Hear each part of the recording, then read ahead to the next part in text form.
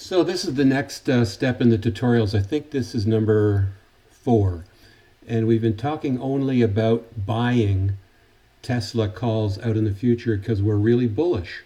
And when we started this, we were thinking about the 600s because the stock was trading, I don't know, 545, 550.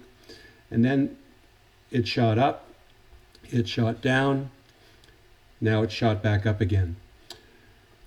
Earnings are next week. Earnings are the 29th, the 28th after the market closes.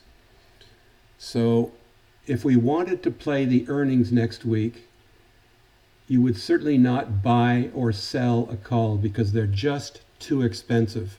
And how do you know they're expensive? You look at the volatility, the implied volatility. That means that the stock or the value of this call could be twice as high or half of what it is now because of this extreme volatility. It means uncertainty. And when the market makers are uncertain, they raise the price of all of the options. And the only way to neutralize that volatility is to buy one and sell one.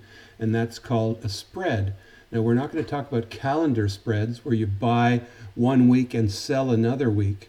We're going to do them all within the same week. But look at the volatility for the week after earnings, 90%. Then it drops down to 80%. And if you go to March, the volatility is down to 62%, but there's still some volatility there. There's still uncertainty. You need to go all the way out to January, where you get the volatility back down to that 47, 48% that is typical for a high beta stock like Tesla. It, as you saw yesterday, can move up $45. And as you saw on Tuesday, it can move down $30 in a day. So the market makers protect themselves from these swings by building in a premium in the options, and that's called volatility. And that only helps you when you're selling something. But then you're exposed with a short position, and that could be risky and dangerous. And I would never recommend anyone except experts to ever sell an option, sell a call option, and leave it standing there, called a naked option all by itself. So if we're going to be really bullish on Tesla next week, then we've got to pick a call that we want to buy and a call that we want to sell. And this way we will have an identified risk. You can't lose any more than what you pay, but you'll also have an identified opportunity. You can't make any more than what the spread dictates. And I'm going to show you that in what's called a risk profile curve. And I'm going to pick a number of different options. I'm going to show you next week's 575, 580, because the stock is currently trading at 571. Remember, we're bullish. So we expect Wednesday that the value of the options is going to increase. So we can do 575, 580 for $2.20. Now that's a $5 spread. That means our maximum earnings is $5 minus $2.20, which is $2.80. So the most we can lose is $220. The most we can make is $280. We go out a week, and it costs us roughly the same. So why would you do it? You go out a month to March the 20th, and the 575, 580 still cost you the same. Volatility is less. It's 62 as opposed to 107, but it gives you longer for your trade to be correct. But we're presuming that on Wednesday morning there's going to be a massive upside move in Tesla. And that massive upside move we want to take advantage of on Wednesday morning by getting out of our call position. We don't want to wait till the 20th of March. Lots could happen with that massive move and go in the other direction, particularly profit taking, particularly something that goes on in the conference call. We can go out till the January the 15th, and now the volatility is down to 47. We don't care because we're buying one and selling one, so we're canceling out the volatility. But now we've only got a $10 spread available to us. There are no 575s, or if there are, yeah, there are. But we're still going to go at a $10 spread. Well, let's be consistent, and let's say 570, 575. Sorry, not traded. I should have known. 580. It's going to cost us $420. So the most we can lose is $420. The most we can make is $580. But why would we do a call spread that far out on earnings? Well, we wouldn't. We would do a call spread that far out if we were optimistic for Tesla in the future, and we just know that it's going to over 600, and we're just going to let time premium decay and let our money sit there and continue to grow. Because we believe, I don't believe, but I'm just saying, if this was your mindset, if you believe that it's going to 600 and never coming back, this seems like a pretty low risk kind of trade. The most you can lose is $433 plus the cost of your trade, right? Your brokerage charges. If we do the 590 to 595, we get it much cheaper.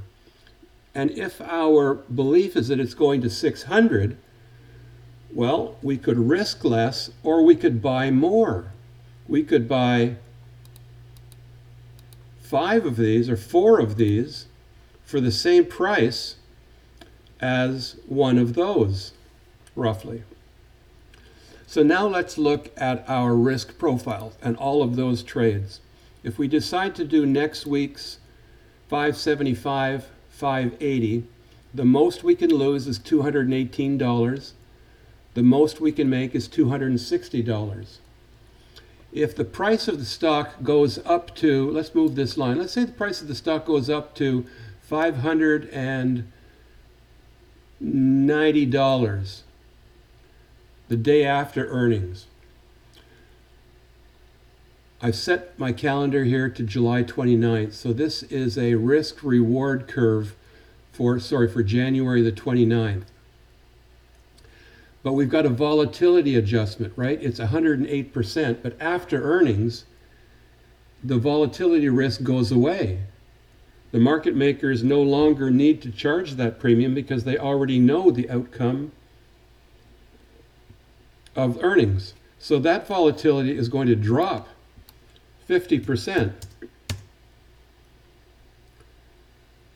That didn't change our volatility curve, did it? Let's go out to let's say the stock price is going to be 590.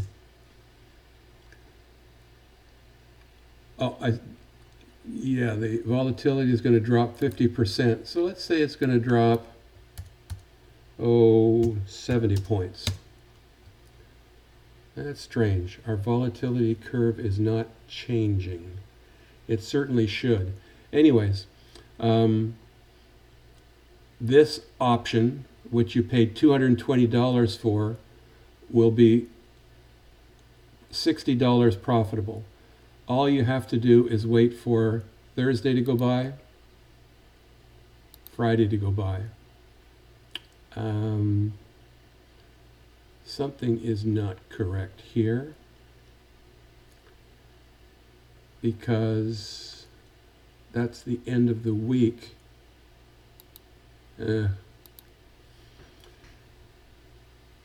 Anyhow, this is not responding properly. If you just wait for your time to pass by, this pink curve and blue curve are going to be the same, and you'll have your $277 profit. So that's not a bad trade because you are limiting your loss to $220. If you want to see how these go ahead and buy one now. Doesn't matter if you buy it now or you buy it Tuesday. The point is you're buying a few dollars above the current price. So next week, if the price is $550 on Tuesday, you do the $555 and $560. But of course, you have a less bullish case if the stock is dropped to $550 by the morning before earnings because somebody might know what's going on and they're selling the stock. Now, insiders can't sell the stock this week and they can't buy the stock next week. So they don't matter. But it's the big guys, it's the institutions who will want to take their profits. And today, some of the analysts are calling for profit taking because look at the chart. I mean, that kind of a gain cannot be ignored. Can it go on after earnings? Well, it certainly can. It's likely to pop right back down again. So we're going to be out of our trade by Wednesday morning. Let's look at the next one, which is the week after. Our risk is $215. Our gain is $280. The same. So why would we be interested in this one? Let's get rid of it. The March one. Our risk is $218. Our gain is $290. Again, not interesting. January. $423 is our risk. $577 is our possible gain. So if you're convinced that this stock is going to be over $600 by January, go ahead and sit on this one and then watch it for the next 9 months and jump out whenever you want, because as time goes, this pink line is going to move closer to the blue line, and that's just time decaying. Right now, this is telling you that you've already achieved the maximum price that this spread affords you. The only difference between collecting all of your money and collecting what they're willing to give you now is what's called time premium. And as time goes by, this pink curve is going to move. And you can see the pink curve is not moving. If we go out to February, March, even April, the pink curve is not moving. So there's something wrong with Thinkorswim here. So we're going to have to ignore that. That's a darn shame because it was working just fine before I started this video. So the trade that I would recommend if you're bullish on Tesla, you think earnings are going to be great, you're willing to lose, let's go back to our date, you're willing to lose $220. You'd love to make $277. It's a 50-50 chance that you'll make or you'll lose. And if you want to learn something about call spreads, go ahead and do this one. I said I would talk about gamma in this video. That would only concern us if we were just buying an option.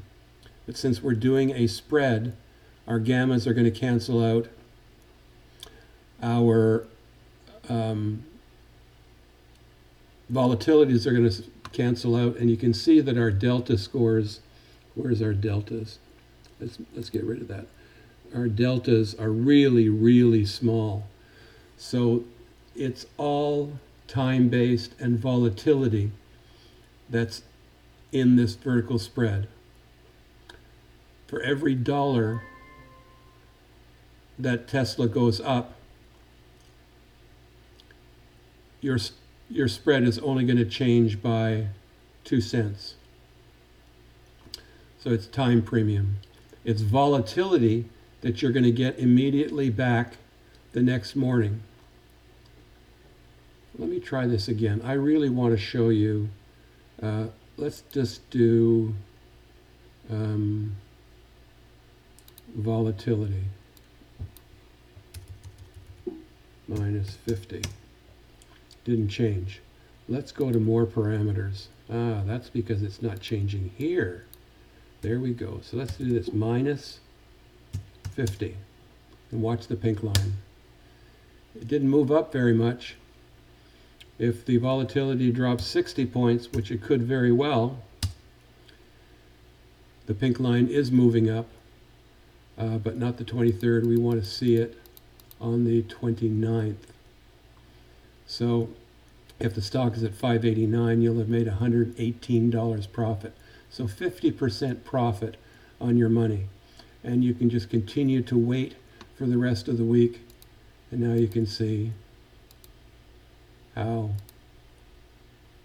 as the day ends, you're going to end up with your maximum profit. Hope this was helpful. Please ask questions.